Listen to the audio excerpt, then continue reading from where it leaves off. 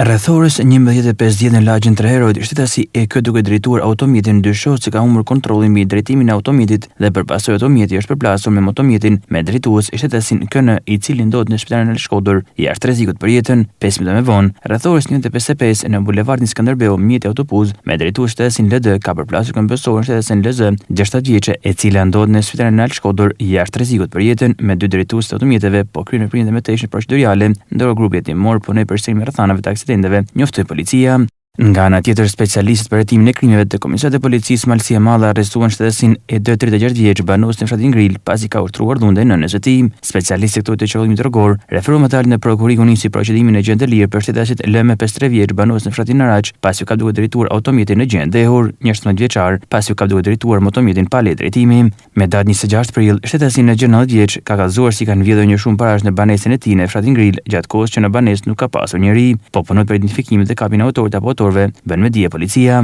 Materialet procedurale i kaluan prokurisë pranë gjykatës së shkallës së parë, të jurisdiksionit përgjithshëm Shkodër për veprime të mëtejshme.